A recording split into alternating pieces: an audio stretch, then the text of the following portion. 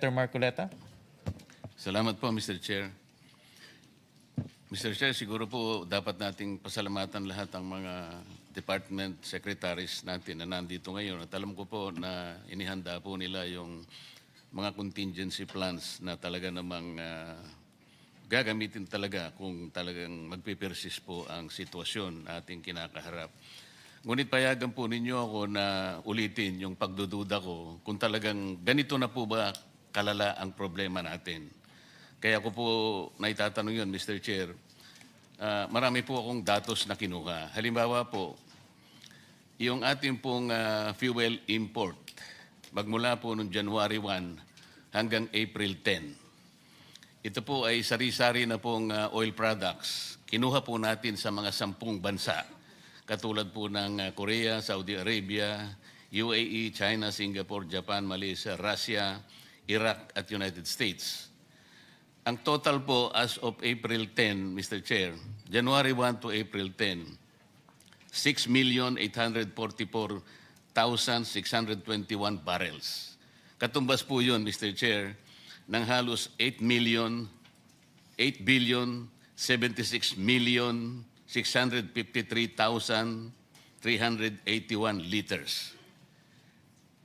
Ang ibig sabihin po nun, Mr. Chair, kung i-cover lang natin ang pinag-uusapan natin gasolina at saka diesel lang, yun pong 8 billion na liters na yun, 5 billion lang po ang katapat po ng gasolina at saka diesel. Ibig sabihin po, kompleto po tayo ng diesel at saka ng gasoline. Kasi po yung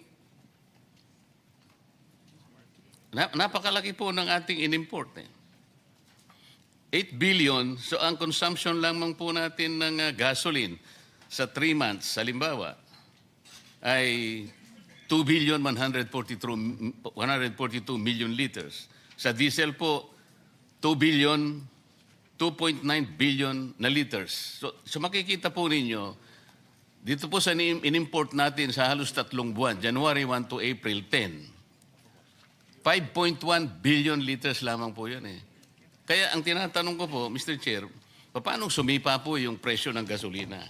At may katapat pa pong datos, halimbawa, mula po nung March 1 to March 31, Mr. Chair, sa ngayon po sa nakalap kong datos, nag-import po tayo ng diesel, March 1 at saka hanggang 31 lang po to, Mr. Chair. 951,669 metric tons. Katumbas po yun ng 657,794,174 liters. March 1 to 31. Yung gasolina naman po, ayun po yung gasolina, 657,794,174 liters. March 1 to March 31. Ang gasolina po, ang diesel naman po ay, yun po, 951,000, katumbas po ng 1.1 billion liters. March 1 to 31. So kung titingnan po natin ang datos, tama po yung sinabi ng Pangulo na meron pa po tayong 50 to 60 days. Pagkatapos pong sumiklab ang digmaan, 2 buwan lamang po, sumipa na po ng mahigit 100%. Yun po yung nakabitin na dapat pong sagutin ng DOE. Paano po nangyari yun? Tingnan po ninyo yung pre-conflict price. Gasoline, Mr. Chair, 55 pesos. Ngayon po, April 10 itong kinuha ko, 101.16 per liter or 102% increase. Sa diesel po, pre-conflict 60 pesos. As of April 10, 161 pesos or an increase of 168%. Base po sa datos ng importation, kompleto pa po tayo. paano niyo po i-reconcile itong mga datos na ito? Kaya po, muli ko po sanang ipaalala, Mr. Chair, nung nakaraan pong hearing, March 25, nag-submit po ako ng independent data magmula po sa 2 refineries. Iyon pong Petronas tank in Singapore, ang total landed cost lamang po, Mr. Chair, is 51 pesos per liter. Yun naman pong Rotterdam Refinery po na nasa Singapore din ng mga tangke, kung CIF po, Mr. Chair, 49 pesos per liter. Pagka FOB naman po, the same refinery, Rotterdam tanks in Singapore, 45 pesos per diesel. Babalikan ko po yung sinabi ni Director Abad, kasi katabi ko po siya noon. Sabi niya sa akin po, Sen, kung totoo po yan, napakaganda po. At sabi po nung isang distinguished resource person natin, it is music to their ears. He was referring to the oil companies who were present at that time, Mr. Chair. Tama naman po eh. Eh bakit hindi po nila tingnan ito? Sa ngayon po, Mr. Chair, these are not only the low-lying fruits. These are the only fruits that we can pick. Eh kung tama naman po ito eh. It has been about 19 days from the last hearing, Mr. Chair. I'd like to believe that the DOE, even the oil companies, must have checked the validity of this data. Mamaya po, bago ako magpaalam, ibibigay ko uli po yung estimate na binabanggit po ng aking contact sa Singapore na ang landed cost po ay 61 pesos pa rin. Tumas lang po ng about 10 pesos. Pero 61 pesos pa rin. Mamaya po, iwanan ko po sa inyo, Mr. Chair. Para sa ganon, makapag-engage naman yung oil companies. Kung totoo po ito, ba't hindi po tayo bumili sa Singapore? Sana hindi pa natin pinag-uusapan ang problemang kinakaharap natin. Naawa na nga po ako sa ating mga department secretaries. Baka naman hindi ganun kalaki ang problema. Kasi sa ngayon po, hindi ko po talaga makita yung problema. Ang mga datos po, the numbers will speak for themselves. Pati nga po yung capacity natin, Mr. Chair, yung fuel storage in the Philippines. Kinuha ko po Luzon, Visayas, Mindanao. Yung sa Luzon po, yung sa Subic, SBMA, Philippine Coastal. Hindi ko na po babanggitin yung sino po yung may-ari. Ano po? Ang total po pala ng ating storage, Mr. Chair, tama naman si Secretary, 2.1 billion liters, Luzon, Visayas, Mindanao. Kung isasama po natin, Mr. Chair, yung retail infrastructure capacity po ng mga stasyon ng mga gasolina, idadagdag po natin 1.4 billion liters. Ang ibig sabihin po nun, Mr. Chair, mayroon po tayong halos 4 billion capacity po sa liters. Katumbas po ng halos 2 buwan at 8 araw. So bakit hindi po tayo mag-imbak? Nandito po yung presyong sinasuggest po sa Singapore. Kung chinek po naman natin tama, bakit po naging tahimik po yung mga oil companies? Wala pong nag-dispute sa akin. I was even trying to tell them, please dispute this data.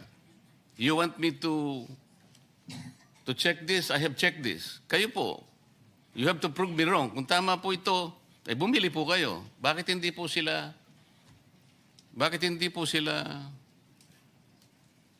nag-engage sa amin?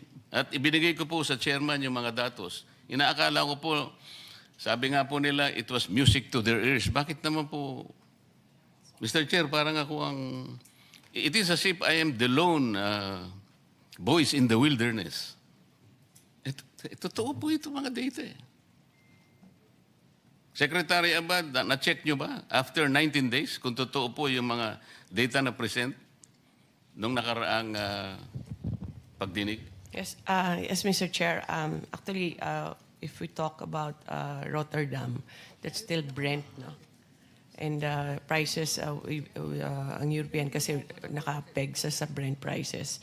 So ganun pa rin kamahal. But Mr. Chair, for example, PNOC now has been buying ang presyo niya talaga is very expensive. We buy it through, for example, the first was Petro Pacific with Sea Oil.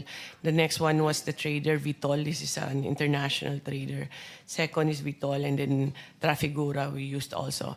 The prices, Mr. Chair, are really elevated, especially yung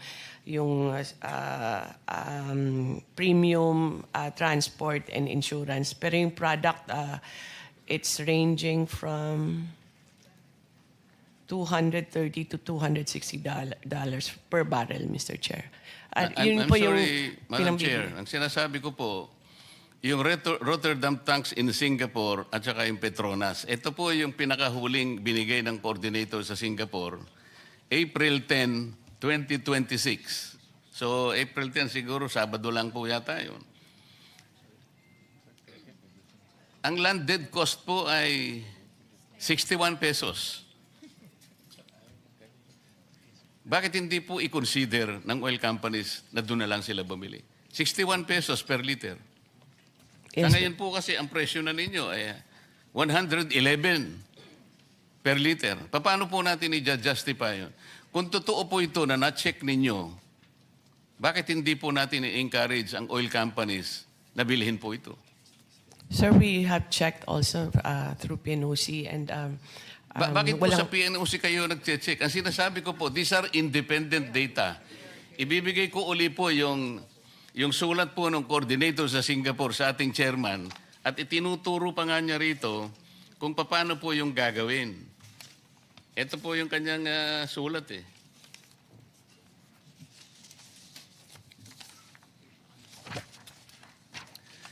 Ang sinasabi po niya, Mr. Chair, Refinery Tank to Vessel Procedure in Jurong, Singapore. FOB Tank to Vessel Transaction Procedure, EN 590 10 ppm Euro 4 DAS diesel. Alam po ninyo ito, Director, kasi ito po yung standard specification ng diesel.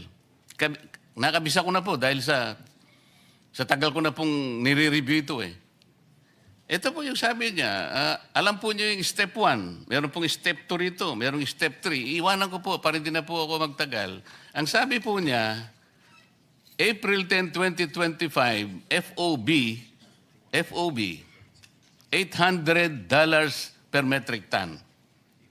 O, meron po siyang 15, idadagdag po natin ang $15 per metric ton. Shipping cost po yun. At saka yung maps ng Singapore, 1.71. Makukwenta po ninyo, 42 pesos per liter lang. Isama po ninyo lahat ng local cost natin na 19 pesos per liter. Babagsak lang po siyang 61 pesos per liter. O ba't hindi po natin bilhin yun? Ano po ang Director Abad? Sinubukan mo na ba talaga? Chinek mo eh. At nakita mo, sabi mo, maganda po. Talaga namang maganda. Bakit naman hindi? Last week, habang tayo nag-uusap, March 25, nag-average po ng 45 pesos to 50 pesos per liter. Ngayon po, ito, manageable pa rin, 60 pesos. Director Abad.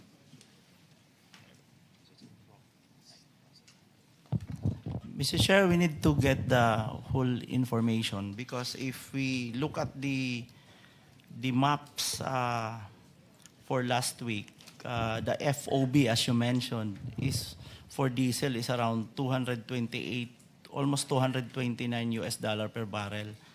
Now, we need to get if this difference, kasi parang ang estimate niyo po, sir, nasa 70 plus lang $ per barrel yan. So, definitely that's it's almost the miracle amount if that is the, and that will be that will really help us if that will be the import price as compared to what we have now in maps at Director, magmula nung 229. March 25, hanggang ngayon, More than 2 weeks na po ang nakararaan. Hindi po, ibig nyo sabihin, hindi pa po nyo na-check ito? Mr. Chair, we need to get the contact number of the trader because as mentioned by Secretary. Iniwan ko nga po yung contact sa chairman eh. Ang totoo yung, alam po ba niyo yung contact na yon? Sumulat po sa chairman, nag-o-offer po siya ng kanyang tulong sa lahat ng interesadong oil companies na direktang kumuha through vessel tank structure. Ito po, iiwanan ko na naman po itong pinakahuli, pati yung step. There are 3 steps involved kung paano ninyo sila paano kayo makakabili doon. Bakit hindi po ito muna ang pag-aralan natin? Baka ito po ang makakasave sa atin eh. Hindi ko po sinasabi na huwag natin pag-usapan ng contingency plans. Tama naman po yun. Dapat meron tayong pananggalang. Pero kung titingnan po natin, meron pa naman palang pag-asa na meron tayong kukuhanan at hindi naman pala ganito kalubha. Ayoko naman pag-usapan na natin ng malulubhang problema. Hindi pa naman talaga dapat mangyari pala. This is the whole point, Madam Secretary. Yes, Mr. Chair. We'll get the Bureau to get the data and talk to the oil companies, Mr. Chair. So, Mr. Chair, for the record, I am again submitting to you the steps provided by the contact in Singapore, including the Step 4 Importation Cost Model to the Chair, na ngayon po ay $800 per metric ton. Katumbas po ng, kung isasama po ng landed cost ay 61 pesos per liter lang. Hindi po kagaya ng ibinebenta na po ngayon sa atin na mahigit na pong 120, 130 pesos per liter. Salamat po, Mr. Chair.